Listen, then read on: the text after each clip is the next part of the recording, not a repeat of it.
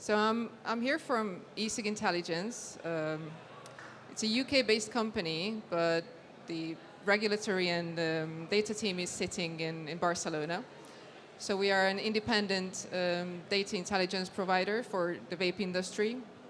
We are specialized on the vape industry, so that's our bread and butter.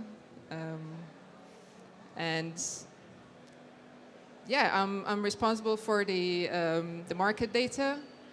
And recently we put out a survey for the vape industry, which was focusing on e-liquid manufacturers, and got some nice information which I would like to share with you. So I will start with a small market overview to bust some myths which are out there currently circulating, some crazy numbers. I just want to, explain them, where they are coming from and what they really mean. About how fragmented the e-liquid market is. I think it's also important to see some numbers proving it. We all know, but it's nice to see black and white. And then who responded to our survey and what they said. And finally, what the respondents say future trends are in the industry. So yeah, I'm not really great with PowerPoint, so I didn't have any slide-ins. So probably the first thing that catches your eye is the breaking news. I just had to put it in because it just came out this morning. So maybe let's start with that. So the Washington Post and Reuters published today that the FDA next week will issue a ban on the sale of fruit and candy flavored e-cigarettes in convenience stores and gas stations, which is quite a big news. So I just thought I put it out there just in case you didn't hear about it. But it's spreading like wildfire now. So, but this kind of brings me back to the first two pie charts. So how is the US market split in terms of form factors and also distribution channels? I think it's important to just clarify that. So we estimate that the market is 55% closed systems and 45 open systems. And the open system is splitting almost half-half between basic open system and advanced open system. So when we talk about e-liquid manufacturing in this presentation, we will talk about the open system half of the manufacturing. In terms of channels, we estimate that the market, 50% of market value is going through traditional channels, including convenience stores, gas stations, but also tobacco stores and smoke shops, 30% through vape stores, and 20% online. So one of the crazy numbers which is out there is when you read any newspapers or any sort of public media, they start talking about Juul. Juul is everywhere, right? And they say that 75% of the total e-cig market in the US is represented by Juul, which frankly, I'm getting stomach aches every morning when I read this, from The Economist and, very prestigious newspapers. And I just wanted to spend a couple of minutes on sharing where this number is actually coming from and where the problem is with this number. So there is a financial analyst called Bonnie Hertog from Wells Fargo, and they analyze data from Nielsen, which is a data company that is getting point of sale data from the big chains in convenience stores. So this means that they have big data that they analyze, and every month they put out reports with some analyzed data on a lot of categories. So from orange juice to other consumption goods, but also e-cigarettes belongs to her. So there are these numbers coming out with 4 weekly, 52 weekly market shares. And what the media picks up is, out of these reports, basically the highest number. So when we say 75% of the e-cig market, they mean that in a 4 weekly basis, so in 1 month, Juul represented 75% of those products sold through these channels. So those green ticks on the table represent, or it signals those channels which the Nielsen data covers, which clearly shows that it's not even half of the market that this data represents. So this 75% is not representing the total market. It represents one part of the traditional retail, which is the convenience channel. So taking all this into consideration, we actually estimate that Juul has a 20% market share if we consider all the channels that this tracking doesn't take into consideration. So yes, so this is kind of outlook of the industry from the perspective of vape stores. I just wanted to show here how the sentiment changes with the different announcements that the FDA is putting out, just like the one today or yesterday happened. So we asked the question, how would you define your attitude towards the current state of the vapor industry?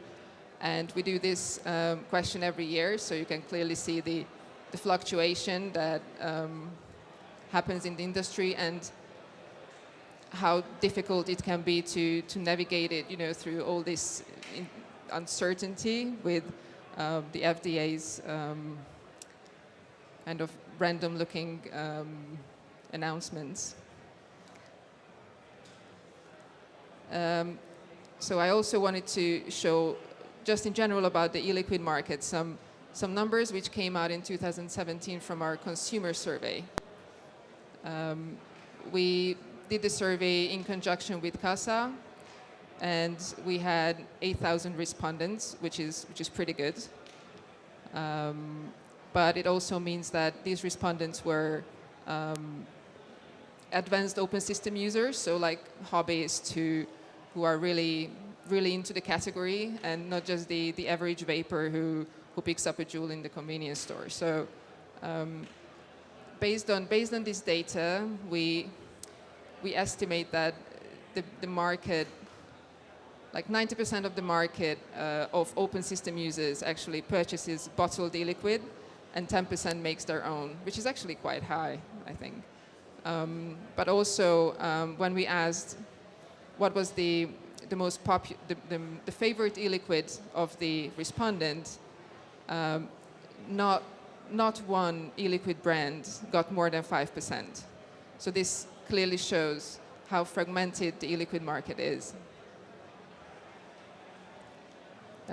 What further increases this fragmentation is kind of the vertical integration in terms of retailers also make their e-liquid, and this came out in a vape store survey that we did this year in March, and we asked what type of e-liquid vape stores were carrying, and over 60% of the stores reported that they sold their house brand, and close to 50% of these guys said that they actually manufacture on the premises. So this raises the question, like how prepared, all these stores are to make e-liquid. It really raises the question. But also it shows that, for example, in the West, this is not 50%, this is 23%. So for some reason in the West, there is a smaller likelihood of doing this manufacturing on the premises. So about the who responded to our e-liquid manufacturer survey. It was 5 brand owners and 28 manufacturers, which adds up to 33, which is low, but it's a good start considering that it was the first survey we put out there. So these guys split, like on the West it was bigger players. Also on the West it was more US-wide players who have a wider scope, who are mostly bigger, and they have been around for longer. But I think this kind of confirms, what the reality is, because there are probably the bigger players and they have been around for longer. So on the right you can see the finding from the survey. So the average from bottle sizes manufactured, it was 39%, so close to 40% was 60 ml. Quite a large percentage was higher, but 24% of 30 ml is also interesting. Since we have such a low sample size, I decided to support this with some other findings from ECigIntelligence's product. So we created a year ago a new product called Online Benchmarking Tool, which covers 6 countries, and we take the top 5 most visited multi-brand vape retail websites, and we take all the products on a quarterly basis, and we analyze this. So it doesn't show sales, but it shows the offer, what's on these most visited websites, and how this changes. So on the left, you can see this longitudinal change in the bottle sizes that we see on the top 5 websites, which clearly shows the trend of reduction in 60 mLs and increase in larger bottle sizes and the smaller bottles, which clearly points at the nicotine salt coming on the market. It's not in the presentation, but the average prices of these bottle sizes also confirm this. So the larger bottles, average price per milliliter is downward. So there is a high price pressure on the larger bottles of free base e-liquids. And there is quite a large increase in the 30 mLs, which is the nicotine salt being priced on a higher level. Yes, so in terms of sales from the manufacturers in terms of the nicotine strength. So as I was walking around and was chatting to you guys, yes, 3 and 6 milligram per milliliter is the most popular, which came out very nicely on the survey. But I thought I would add here the findings from our vape store survey. And the question there was all these 7 nicotine strengths, and the respondents had to rate rank from 1 to 7 the popularity of these nicotine strengths from 2015 through 3 years. And I thought I would just add here the dynamics, so what the vape stores actually think about the popularity of these nicotine strengths. And I could see a small decrease in the 3 and 6 milligrams, although still the most popular, but there is a trend going on. And there was the higher nicotines going upwards, which could be, again, the nicotine salts. So in terms of flavor, yeah, 60% fruit, desserts, which is clear on this show as well. And on the other side, we also asked the popularity of flavors, and exactly the same trend. So fruit, desserts, sweets and candy, and menthol sees a little upsurge. So it seems that it's getting a little bit more popular. Well, basically, the vape store owners are saying popularity in terms of bottle sales. So it's not just the opinion of vape store owners, it's what they sell. So it's, at the end, it's coming from the consumer. Yeah, so we ask not just the the attitude towards the industry from our respondents, but also what changes they plan to implement in the near future. So I did hear a little split between the scope. So I split the manufacturers into regional manufacturers who are distributing on a regional level, and to manufacturers who have a wide scope of distribution, so who are probably the bigger players. And it's very interesting to see the difference between what they plan to do or what the mentality is amongst these two sizes of the players. So what I can kind of read from this is that the regional players, despite being quite negative and pessimistic about the industry, they tend to say that they want to increase the production level and increase marketing spending, which could be contradicting, wouldn't it? But to me, it shows that, you know, these manufacturers want to, you know, take what they can. So I'm not sure whether it's a positive or negative tendency. It's for you to decide, but this is what the data shows, and I feel that there is like this all-in mentality that, you know, let's just milk the cow right now, which doesn't help all the efforts that are going into being a responsible business. So this is something that probably needs to be addressed. Although the US-wide players seem to be more likely to plan to increase their financial support to advocacy, which is quite a promising sign that the big players understand what it needs, you know, what we need to do in order to save the industry. So there you go.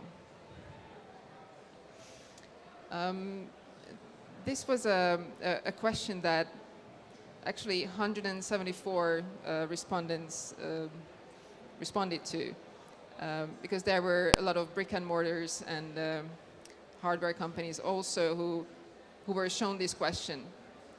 And I thought it was very interesting to see. I just put out there like 6, 7 different trends that we see currently on the market and what actually the industry thought, what was the potential of these to become, you know, leading trends. And yeah, I thought it was interesting that pods are high up there, but just with the important and not the very important.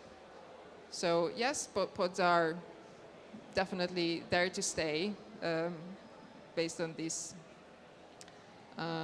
responses. But what was really interesting is the CBD range, that there was a really high percentage of people who said that it was very important. In terms of mainstream, what I mean is mainstream retail, so the convenience channel, how important it is in terms of distribution and retail. And there I see a big kind of divide. So it kind of polarizes the respondents. So there was a huge chunk who said that not important, almost as much who said it was important. Now we will see where it goes. And high VG, that was also a very important trend.